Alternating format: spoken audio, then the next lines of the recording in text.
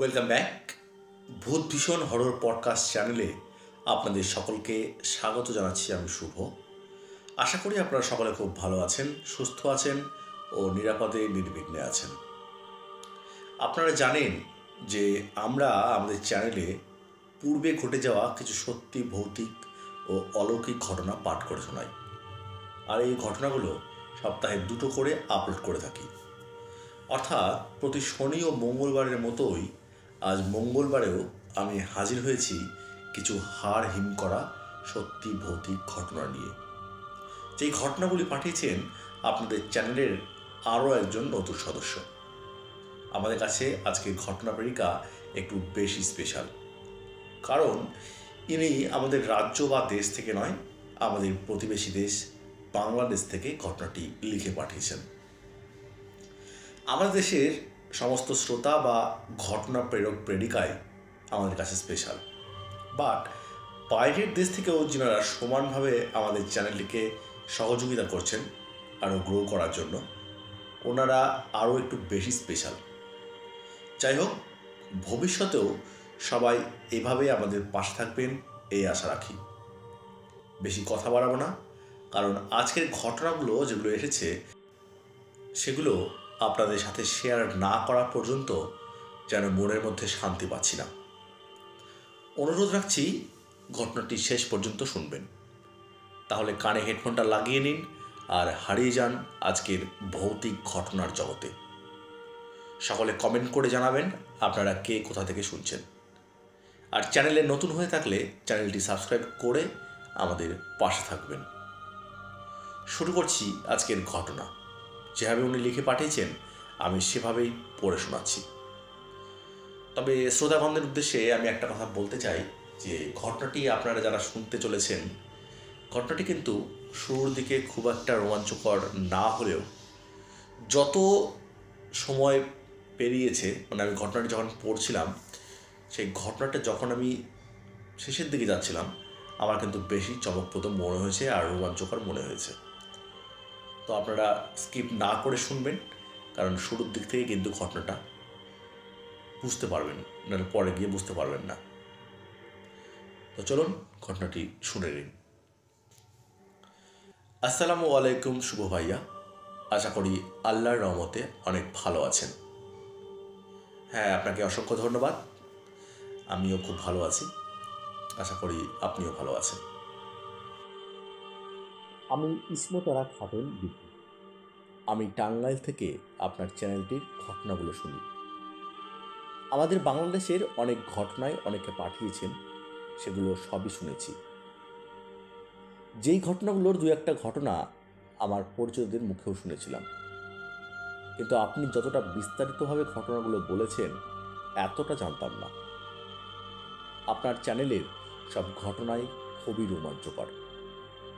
প্রতি সপ্তাহের ঘটনাই আমি শুনি, কিন্তু গত সপ্তাহে আমার আপুর নিকার অনুষ্ঠান থাকায় ঘটনা দুটো শোনার সময় হয়ে ওঠেনি।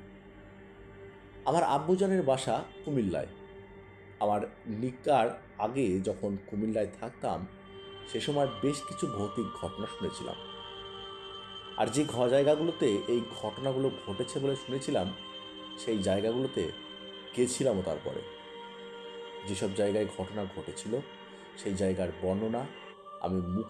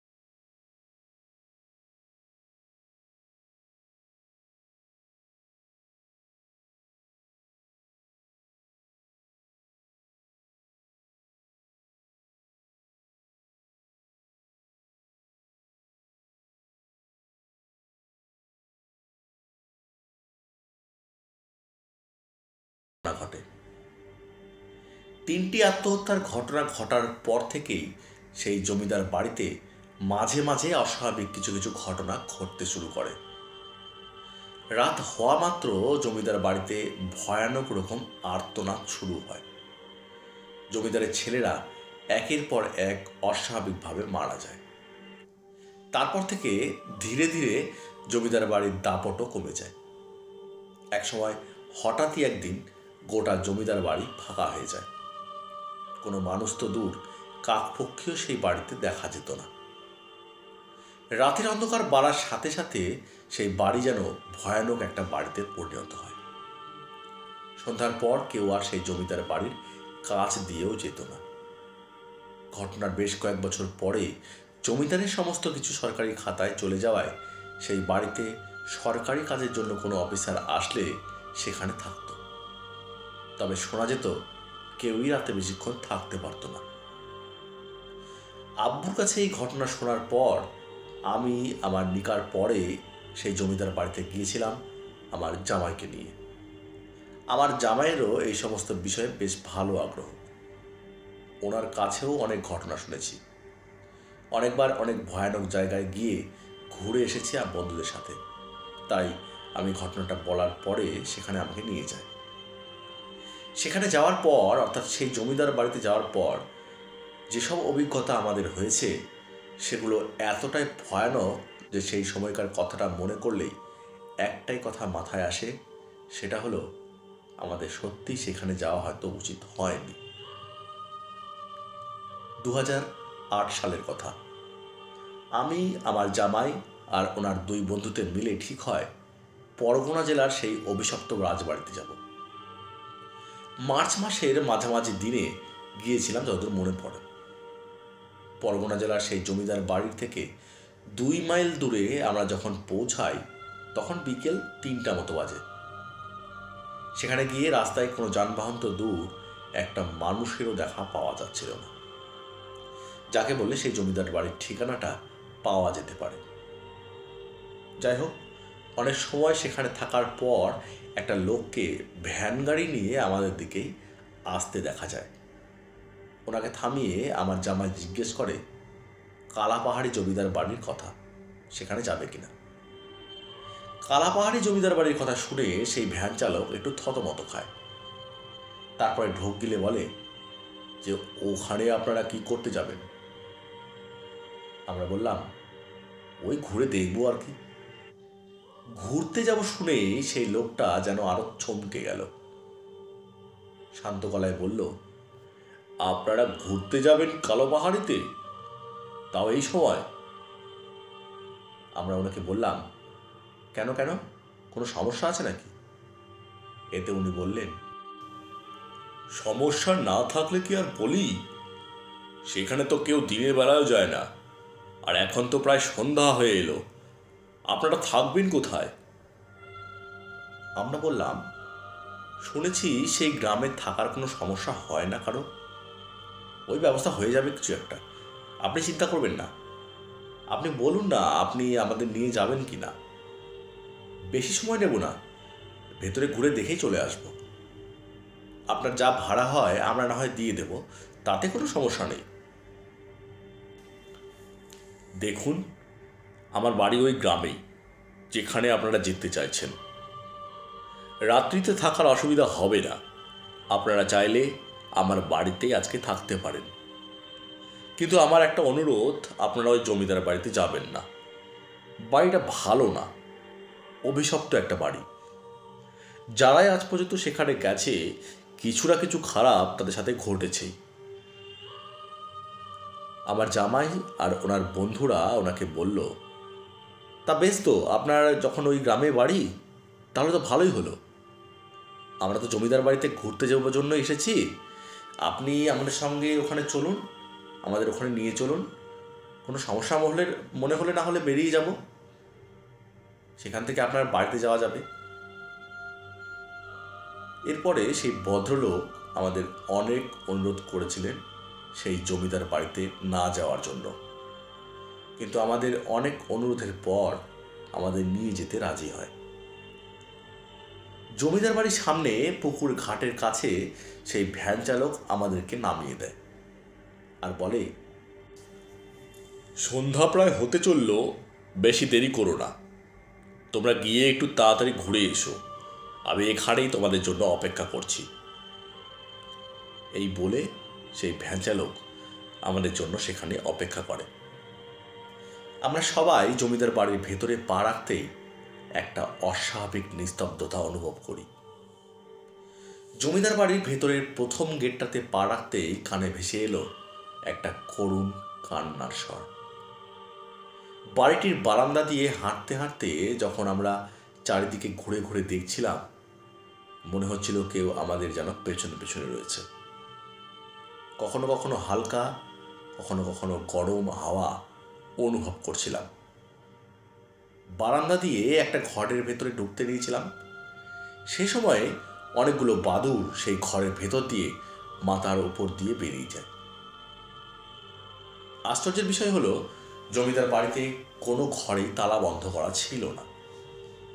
পরে আমরা সেই ভ্যান চালকের কাছে জানতে পেরেছিলাম, আগে ঘরগুলো তালা বন্ধ করা ছিল, কিন্তু অনেকেই সেখানে ভয়ঙ্কর কিছু অনুভব করায় এই জমিদার বাড়ির ধারে কাছে কেউ আর যায়ও না, যার জন্য ঘরগুলো ওরকম খোলা অবস্থাতেই পড়ে থাকে। সবগুলো ঘর বহুদিন ধরে ওই অবস্থায় ব্যবহার ছাড়া পড়ে থাকার জন্য ঘরের চারিদিকে মাকড়সার ঝুল আর বাদুড়ের আস্তানায় চোখে পড়ছিল। ঘরের মেঝেতে পুরু ধুলোর স্তর পড়েছিল। এরপরে ঘটল সেই ভয়ঙ্কর ঘটনা, যেটা এখনো আমার চোখের সামনে স্পষ্ট ভেসে ওঠে। সবগুলো ঘরের ভেতরে ঢুকে ঢুকে দেখার পর আমরা পৌঁছে গেছিলাম পশ্চিম দিকের একটা ঘরের দিকে। ঘরটার সামনে যাওয়া মাত্র বিকট একটা চিৎকার আমাদের সকলের কানে আসে। সবাই হঠাৎ করে হওয়া এই ভয়ঙ্কর চিৎকারে নিজেকে সামাল দিতে পারেনি। আমরাও সকলেই ভয়ে চিৎকার করি।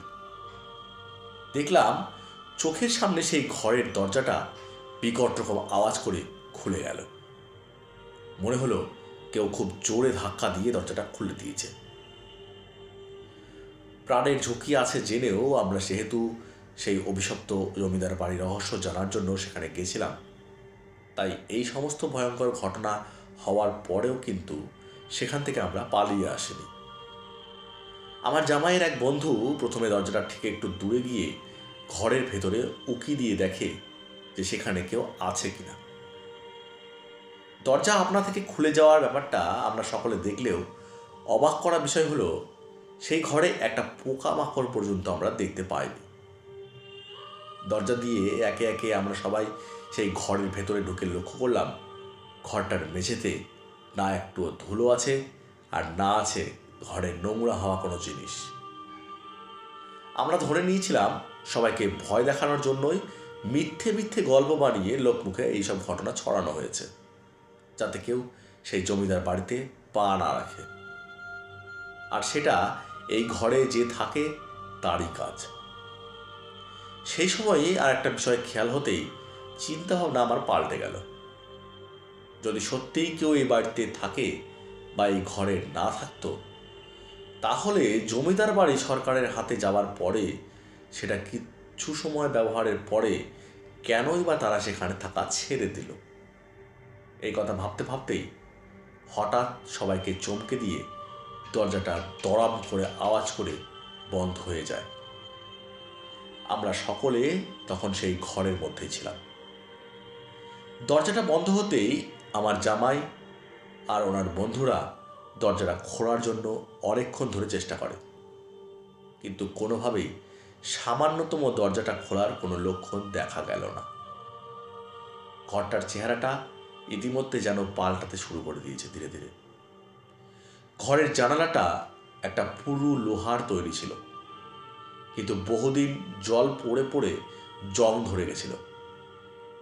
আমার জামাই খুঁজে খুঁজে ঘরের মধ্যে থেকে একটা লোহার হাতুড়ি ধরনের একটা বস্তু বের করে। তবে হাতুড়ির মতো দেখতে হলেও সেটাকে হাতুড়ি বলা যাবে না। যাই হোক, সেই লোহার হাতুড়িটা দিয়ে জানালাতে বেশ কয়েকটা ঘা বসাতেই জানালার একটা অংশ ভেঙে যায়। আমরা সবাই চিৎকার করতে থাকি যাতে সেই ভ্যান চালক যদি তখনও পর্যন্ত সেখানে থেকেও থাকে, সে এসে আমাদের উদ্ধার করতে পারে। কিন্তু সাহায্যের জন্য অনেক ডাকাডাকির পরেও কারো কোনো সাড়া পাওয়া গেল না। আমরা ধরেই নিয়েছিলাম যে আর হয়তো সেখান থেকে বেরোতে পারবো না। সকলে যে ভীষণ রকম ভয় পেয়ে রয়েছে সেটা মুখের দিকে তাকালেই বোঝা যাচ্ছিল। সে আর বলার অপেক্ষা রাখে না। ইতিমধ্যে যে সন্ধ্যা পার হয়ে গেছে সেটা বুঝতে আর বাকি ছিল না। অন্ধকার ঘরের মধ্যে আবছা আবছা দৃষ্টিতে আমার জামাইয়ের এক বন্ধু সিরাজুল তার হাতের ঘড়িটার দিকে তাকিয়ে দেখে ঘড়িতে 8:30 বাজে। একে রাত নেমে গেছে, অন্যদিকে পরিত্যক্ত আর অভিশপ্ত জমিদার বাড়িতে এরকম অবস্থায় ঘরের মধ্যে আটক রয়েছি। তার মধ্যে চারিদিকে বাদুড়ের চিৎকার, ঝিঝি পোকার ডাক এমন একটা পরিস্থিতি তৈরি করেছিল যা বলে বোঝানো কঠিন। সকলে আল্লাহ তাআলার কাছে দোয়া করতে থাকি যাতে সেই জায়গা থেকে মুক্তি পাই। আমি ঘরের মেঝেতে বসে বসে ভয়ে কাঁদছিলাম। হঠাৎ ধীরে ধীরে নুপুরের আওয়াজ আর অনেক মানুষের হাঁটাচলা করার আওয়াজ আবছা আবছা কানে আসতে থাকে আমাদের। সকলে বলতে থাকে যে হয়তো কেউ এসেছে আমাদের আওয়াজ পেয়ে আমাদের উদ্ধারের জন্য। কিন্তু আমাদের ভুল ভাঙল তখন যখন সেই নুপুর আর লোকজনের হাঁটাচলার আওয়াজ ধীরে ধীরে মিলিয়ে যেতে শুরু করলো। ঘরের মধ্যে আরও যে ভয়ঙ্কর ঘটনা আমাদের চোখের সামনে ঘটতে দেখেছিলাম সেটা দেখার পরে আমি অজ্ঞান হয়ে গেছিলাম কিছুক্ষণের জন্য। হঠাৎ ঘরের মধ্যে আমরা ছাড়াও বেশ কয়েকজন পুরুষ মানুষ আর একটি মেয়ে গলার আওয়াজ পাই। মেয়েটি করুণ অনুরোধ করে তাকে ছেড়ে দেওয়ার জন্য বলছিল। কিন্তু যেই পুরুষ মানুষগুলোর আওয়াজ পাচ্ছিলাম তারা যেন হিংস্র পশুর মতো হয়ে উঠেছিল। আর তাদের বলতে শুনি, জমি দেবে না, আমাদের বাধা, আজ তোর সাথে যা করার তাই করব, আর রাতে তোর বাপ আর গ্রামের লোকেদের পুড়িয়ে মারব। কথাগুলো আবছা হলেও আমরা স্পষ্ট বুঝতে পারছিলাম। হঠাৎ ঘরের খাটটা ঝাঁকুনি দিয়ে ওঠে। ঘরের মধ্যে বাঁচার বেকার আর্তনাদ আর কান্না আমাদের কানে আসতে থাকলো। বেশ কিছুক্ষণ পর সব যেন আবার শান্ত, কিন্তু শেয়ালের আওয়াজ মুহুর্মুহু আমাদের কানে আসতে থাকলো। আমরা সকলে ঘরের একটা কোণে গুটি মেরে বসেছিলাম আর আল্লাহর কাছে দোয়া চাইছিলাম। হঠাৎ করে চারিদিকের পরিবেশ যেন থমথমে হয়ে গেল। সামান্যতম আওয়াজও আর কানে আসছিল না। তার মধ্যে কারো গলার আওয়াজ আমাদের কানে আসে। ধীরে ধীরে সেই আওয়াজ আরো জোরালো হয়। যারই গলার আওয়াজ হোক না কেন সেটা আমাদের যেন একটু সাহস আর শক্তি ফিরিয়ে দিয়েছিল। আমরা ঘরের মধ্যে থেকেই ওনাকে ডাকতে থাকি। বুঝলাম আমাদের যেই ভ্যান চালক এই জমিদার বাড়িতে না চা সত্ত্বেও এনে দিয়েছিলেন তিনি আমাদের দেরি দেখে সেখানে এসেছে। আমরা যেই ঘরটাতে আটকে ছিলাম সেই ঘরটার কাছাকাছি আসতেই আমরা ওনাকে জানাই যে আমরা সেই ঘরে আটকে রয়েছি। এরপরে সেই ভ্যান চালক ঘরের দরজাটা খোলার চেষ্টা করে, কিন্তু এতটাই শক্ত লেগেছিল দরজাটা যে তার একার পক্ষে দরজাটা খোলা প্রায় অসম্ভব হয়ে গেছিল। আর তখনকার দিনে জমিদার বাড়িগুলোতে কি জানালা কি দরজা কি পরিমাণ বড় বড় ছিল তা অনেকেরই জানা।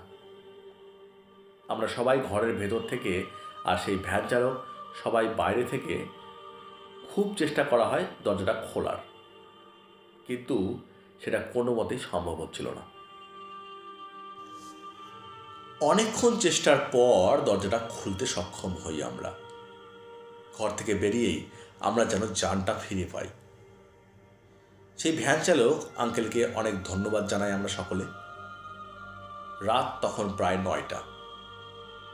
আমরা এক মুহূর্ত দেরি না করে সেই জমিদার বাড়ি থেকে বেরিয়ে যাচ্ছিলাম। ঢোকার সময় যেই ঘরগুলো পেরিয়ে আমরা ভেতরে গেছিলাম সেই ঘরগুলো সব একই অবস্থায় থাকলেও একটা ঘরে আমরা লক্ষ্য করি 3টি ফাঁসির দড়ি ঝোলানো, তাতে 3টি কঙ্কাল ঝুলছে। সব কিছু দেখার পরেও আর সময় নষ্ট করিনি। তাড়াতাড়ি জমিদার বাড়ি থেকে বেরিয়ে পুকুর পাড়ে রাখা সেই ভ্যানের কাছে আসি। ভ্যান চালক আঙ্কেল আমাদের জিজ্ঞেস করেন আমরা কি ফিরে যাব নাকি ওনার বাড়ি যেতে রাজি আছি। রাত অনেকটা হয়ে যাওয়ায় আর ফাঁকা এরকম পরিবেশে আমরা আর বাড়ি যাওয়ার কথা চিন্তা করতে পারছিলাম না। আমি ওনাকে বলি ওনার বাড়িতে আমরা যেতে চাই। এরপরে আর সময় নষ্ট করেনি সেই ভ্যান চালক। উনি ভ্যানটা জোরে জোরে চালিয়ে ওনার বাড়িতে নিয়ে যায়। ওনার বাড়িতে গেলে দেখলাম ওনার বাড়িতে ওনার স্ত্রী, পুত্র আর কন্যা আমাদের দেখে সবিস্ময়ে তাকিয়ে রয়েছেন। তবে আমরা একটা বিষয়ে একটু আশ্চর্য হই যে তাদের দেখে আমাদের কিন্তু মনে হচ্ছিল না যে ওনারা জীবিত। কেন বলছি, কারণ সবার শরীর যেন কঙ্কাল ছাড়।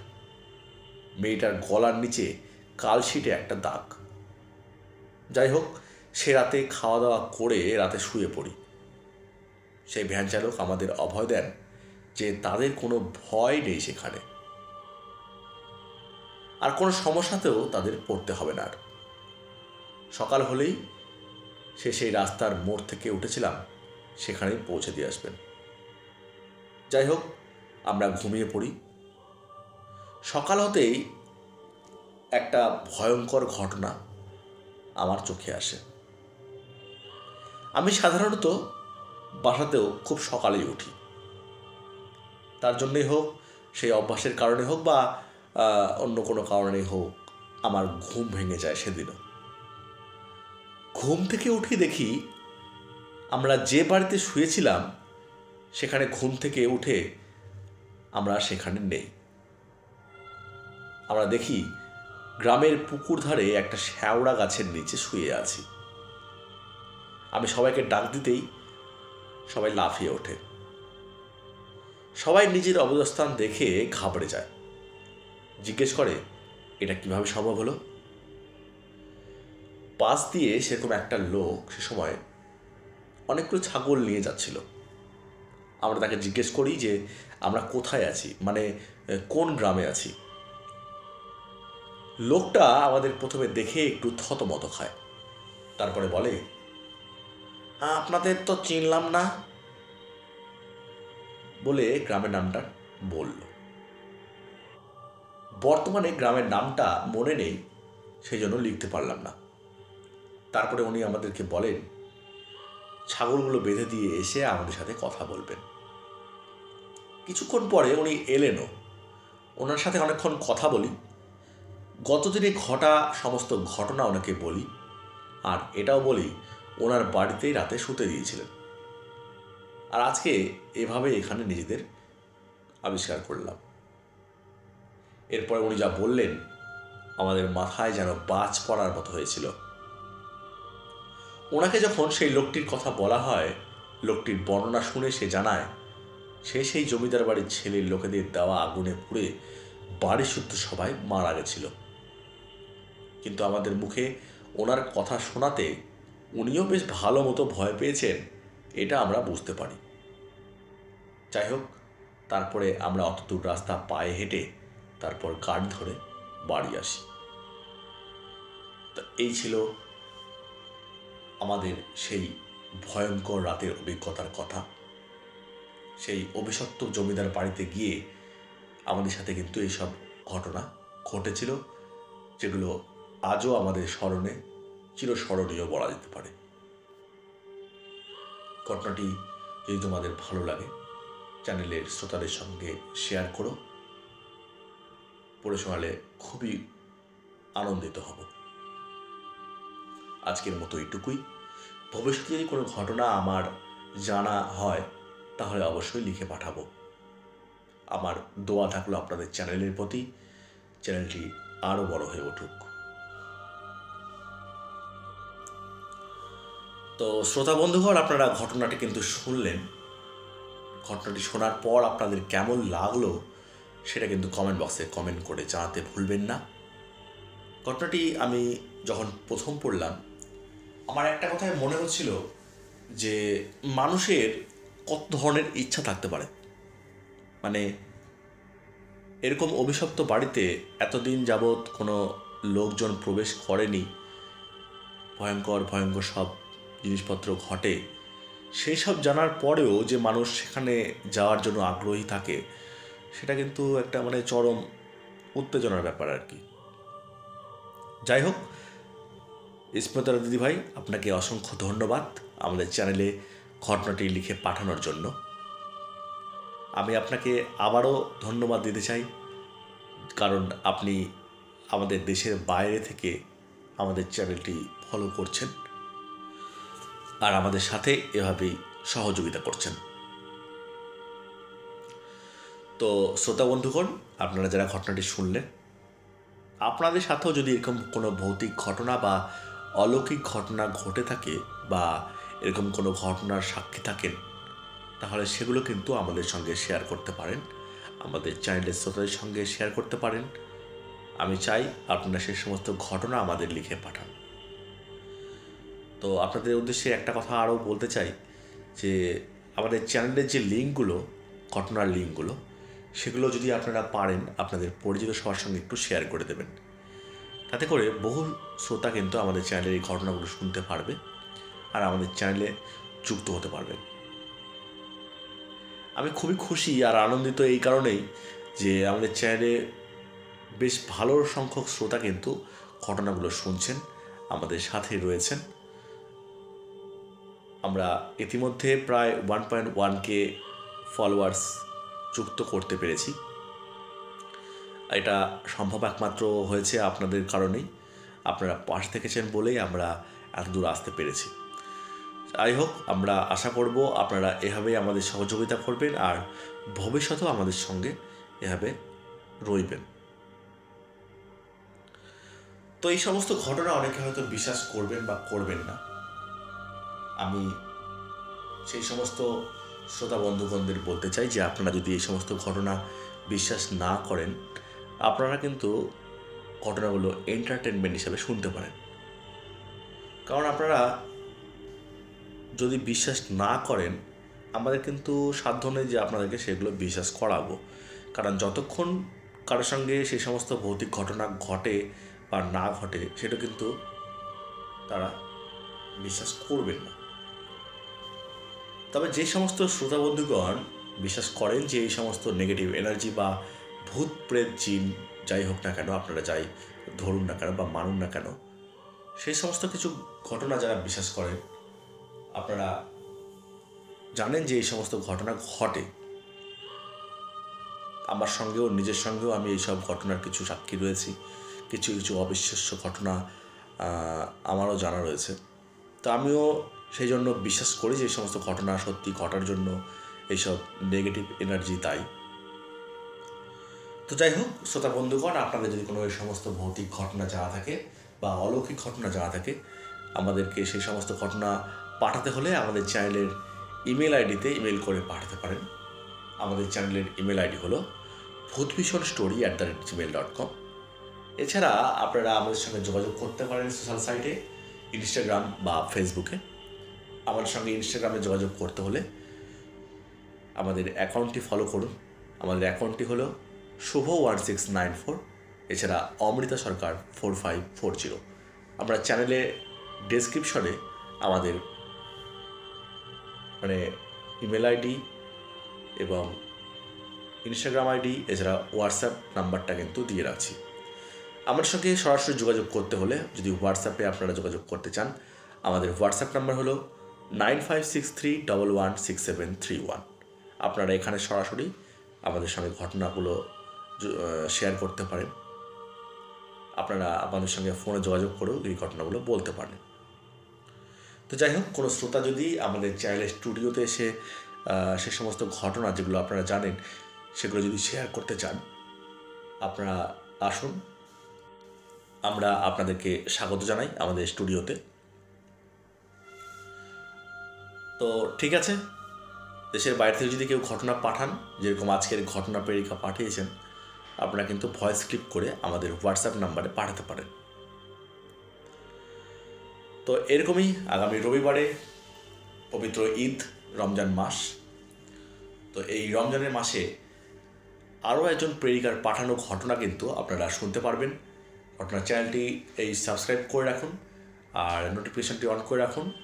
আর এই ঘটনাটা কিন্তু আরও বেশি ভয়ঙ্কর, কারণ এই রমজানের মাসেই কিন্তু ঘটনাটা ঘটেছিল, যেটা আপনারা আগামী এপিসোডে শুনতে চলেছেন, অর্থাৎ শনিবারে শুনতে চলেছেন। ঠিক আছে, আজকের মতো এটুকুই। ফিরে আসবো আগামী শনিবারে আরও একটি রোমাঞ্চকর, হাড়হিম করা ভৌতিক ঘটনা নিয়ে আপনাদের সাথে শেয়ার করার জন্য। সবাই ভালো থাকবেন, সুস্থ থাকবেন, নিরাপদে থাকবেন। শুভরাত্রি।